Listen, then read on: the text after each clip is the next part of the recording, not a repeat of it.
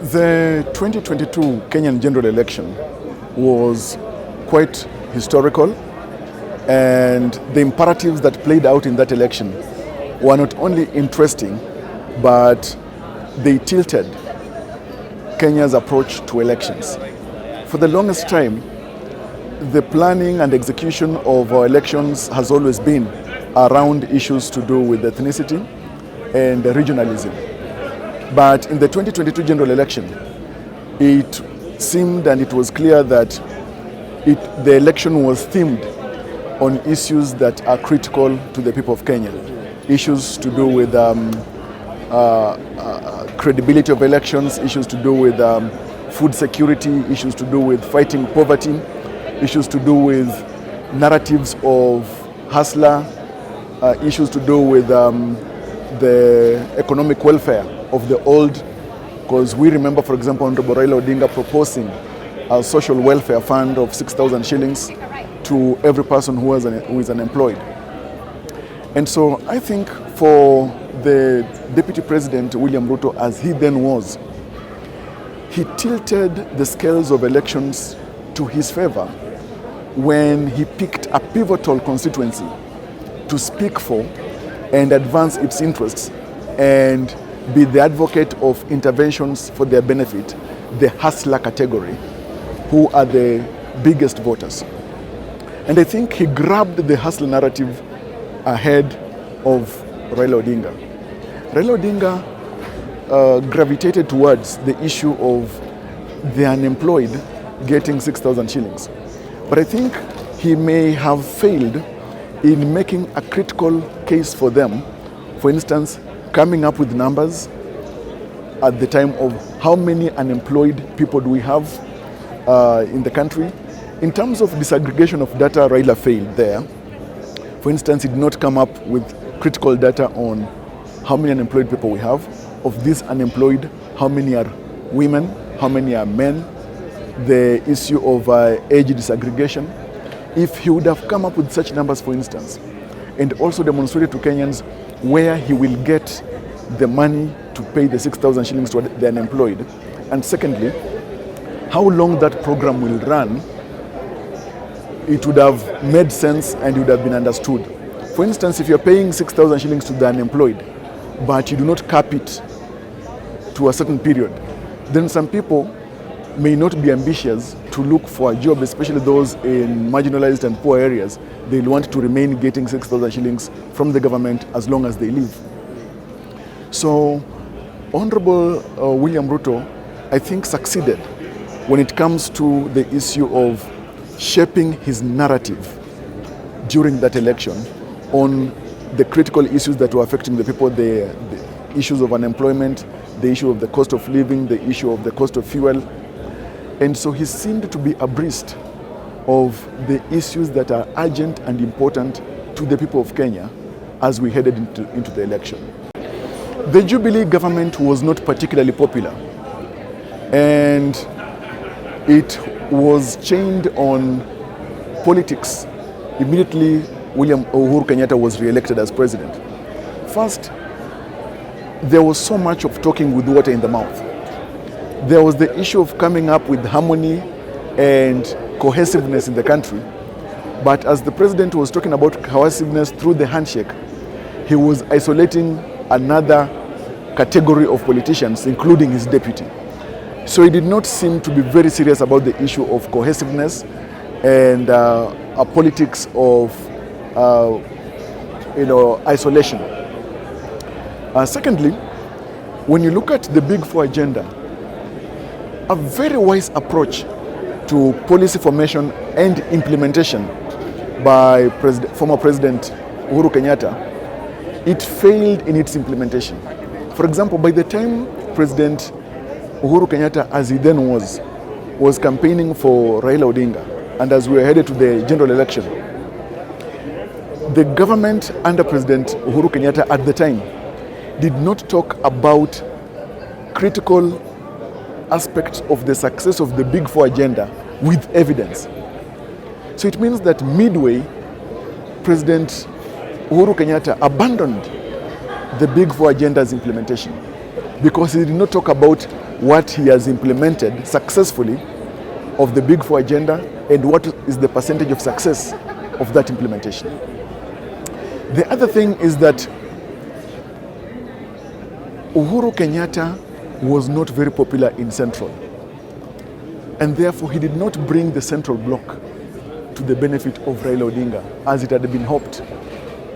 Because if Uhuru Kenyatta was very popular in Central and helpful to Raila Odinga's campaign cause, he would have held Raila Odinga's hand and gone from county to county, sub-county to sub-county, and even if possible, village to village or ward to ward in Central Kenya.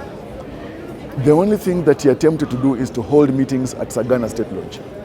Beyond that, he did not go anywhere to campaign for Raila Odinga. He did not campaign with Raila Odinga anywhere in Central. So what did you make when you saw that?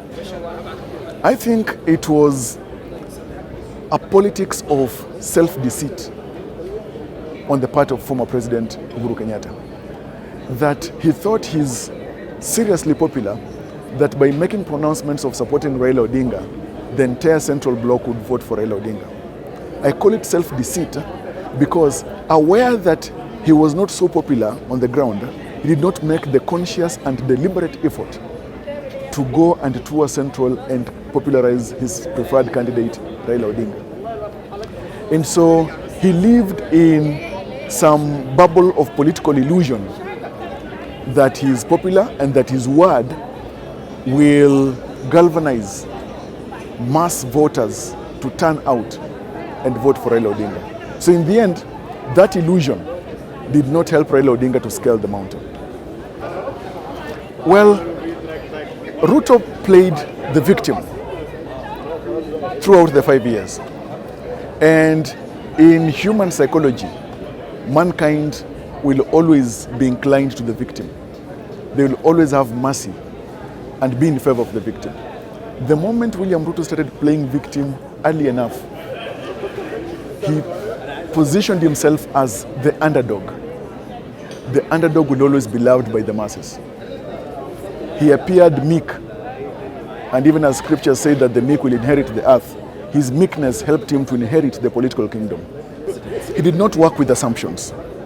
I think William Ruto knew that every odd is against him and that he was playing out to lose.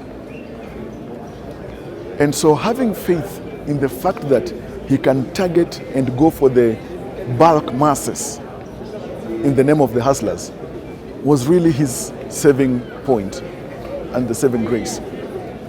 Secondly, when the handshake team of Raila Odinga and Uhuru Kenyatta came up with the 9-point agenda, they did not seem curious, committed, and consistent on implementing some of the 9-point agenda issues outside the BBI.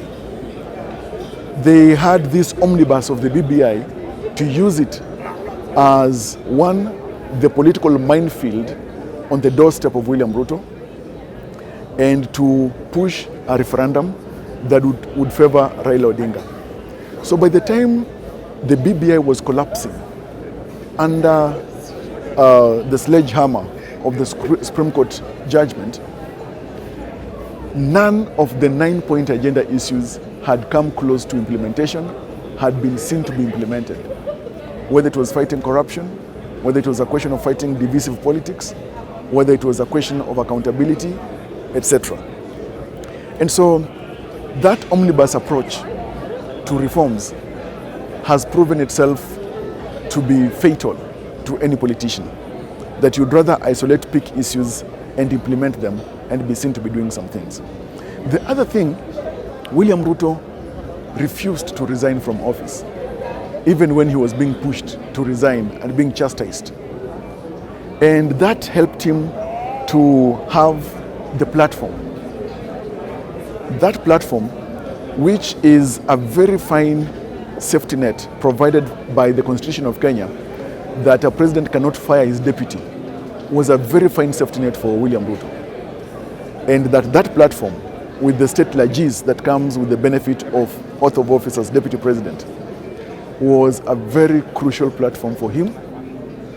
And it showed that he wanted also to beat the odds of history because no deputy president in the history of Kenya has ever risen to become president immediately after his boss exits office. Secondly, he was that deputy president who faced head-on his boss when they are still actively in office. For the case of the 2002 election, we saw Saitoti, who was not favored by Moi, who at the time had picked Uhuru Kenyatta, did not challenge authoritatively his boss at the time, President Daniel Toroitich arap Moi, as he then was.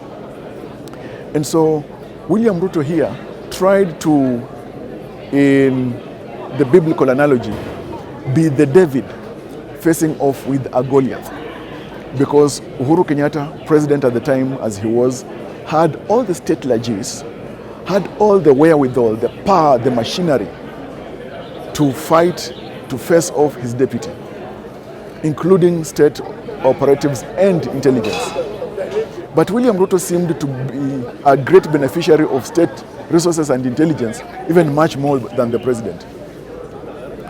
I think Raila Odinga, being favored by Uhuru Kenyatta, was a bit of a disadvantage because he had to carry the burden of Uhuru Kenyatta's ills in the eyes of the people on his own shoulders. Secondly, he did not maximize the use of his proximity to the head of state at the time to his great advantage. He worked with assumptions.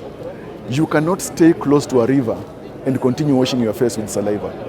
I think William Ruto demystified deep state and its usefulness in political contests. And that actually you can have a deep state that is not very deep.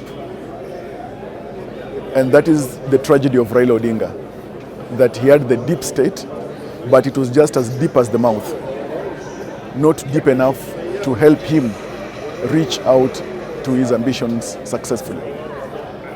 The other thing is that William Ruto, upon the pronouncement of Uhuru Kenyatta that his choice of preferred successor will shock many, I think brought a realization to William Ruto at the time that he may not be that preferred successor.